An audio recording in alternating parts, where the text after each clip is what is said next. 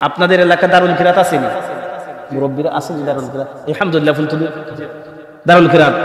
দারুল কিরাত ফুলতুলি সাহেবুল্লাহ রাহিমাহুল্লাহ সবচেয়ে বড় একটা কারামত। সুবহানাল্লাহ বলুন না, সবচেয়ে বড় একটা কারামত।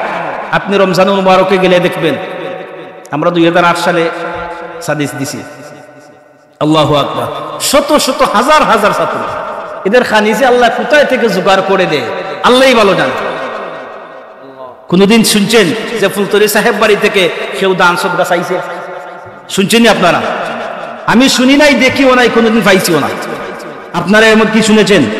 না। এটা কোরআনের একটা মুজিজা, এটা কোরআনের একটা বরকত মুজিজা। ফুলতলি সাহেব রহমতুল্লাহি আলাইহি ওনার গোটা জীবনী এনালাইসিস করলে দেখা যায়, খুঁজলে দেখা যায়, ওনার জিন্দেগির মধ্যে সবচেয়ে বড় খেজমত ছিল কোরআনের প্রতি তার মহব্বত। সুবহানাল্লাহ বলেন না?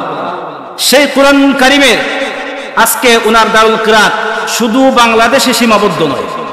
কোথায় নয়? শুধু বাংলাদেশে সীমাবদ্ধ নয়।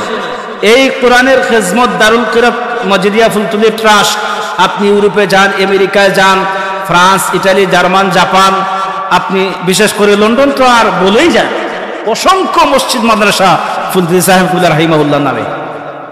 এবার বলেন তো, যে কোরআন শরীফের কতটুকু আশিক ছিল, কতটুকু মোহব্বত ছিল কোরআন শরীফের প্রতি।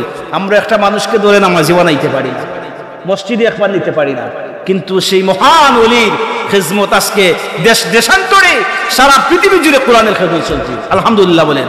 আমরা দোয়া করি ফুলতুলি সাহেবুল্লাহ রাহিমাহুল্লাহকে আল্লাহ যেন এই জান্নাতের আলা মাকাম দান করেন। সবাই বলেন আমিন।